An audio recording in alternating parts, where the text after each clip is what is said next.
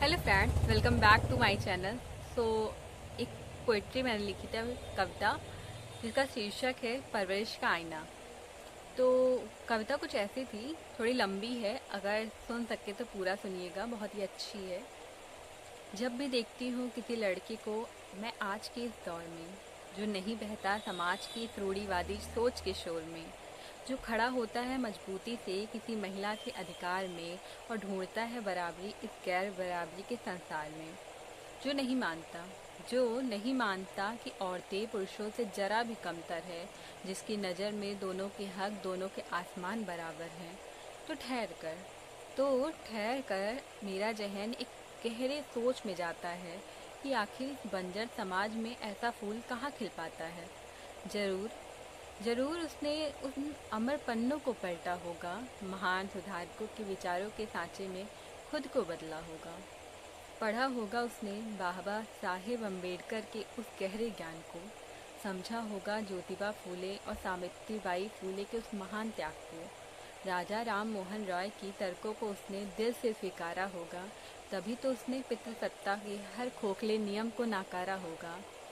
पर जब भी पर जब भी मेरी नज़र उस लड़की की इस उम्दा सोच पर जाती है, तो अंदर ही अंदर एक और नई बात मेरे दिल में उतरती है कि किताबें तो इस दौर में न जाने कितने लोग पढ़ते हैं, पर उनमें से कितने हैं जो इस जमाने की सोच से लड़ते हैं। ज्ञान तो बिखरा पड़ा है ज्ञान तो बिखरा पड़ा है यहाँ किताबों और कतारों में, पर उतर नहीं पाता वो हर किसी के संस्कारों में। इसलिए इसलिए जब भी देखती हूँ मैं ऐसे किसी सुलझे इंसान को, जिसने समझा हो औरतों के वजूद और उसके सम्मान को, तो उस लड़के की तारीफ से ज़्यादा मेरा दिल और कहीं मुड़ता है। मेरा सर उस लड़के से ज़्यादा उसकी माँ के आगे झुकता है। मैं सोचती हूँ मैं सोचती हूँ कितनी महान होगी वो माँ जिसने इसे जन्म दिया, जिसने समाज के हर जहरीले दस्तूर से अपने बेटे को दूर रखा, जिसने मर्दानगी के झूठे रुतबे का पाठ उसे कभी सिखाया नहीं। तुम ऊंचे हो, या जहर उसके जहन में खोला नहीं। ताने सहे होंगे उस माँ ने भी ताने सहे होंगे उस माँ ने भी इस संकरी सोच वाले समाज के, पर आँच न आने दी उसने अपने बेटे के सुंदर कल के ख्वाब पे। बड़ी खूबसूरती से उस माँ ने ममता का वो फर्ज निभाया है। इस मतलबी दुनिया में उसने एक सच्चा इंसान बनाया है।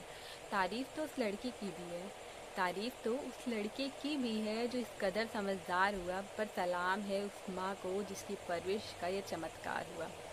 तो ये कविता मैंने लिखा है, जो लड़के हमेशा महिलाओं के अधिकार के लिए खड़े रहते हैं। तो आई होप कि आपको मेरी कविता अच्छी लगी होगी, और अगर अच्छी लगती है तो प्लीज़ लाइक करें और सब्सक्राइब करें मेरे चैनल को। तो ये मेरी पहली पोइट्री है जो मैंने यूट्यूब पर सुनाई है, और थैंक यू सो मच।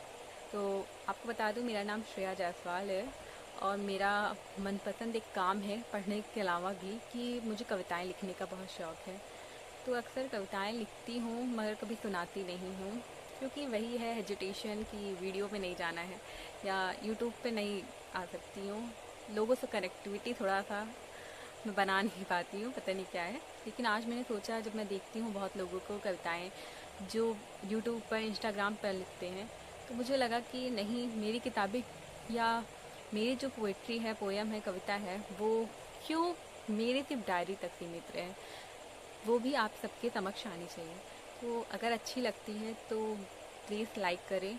तो ये जो कविता थी मैंने उन लड़कों के लिए डेडिकेट किया है जो हमेशा महिलाओं के लिए खड़े होते हैं। पता नहीं क्या बात है उनमें, हो सकता है उनकी परवरिश इतनी अच्छी हो।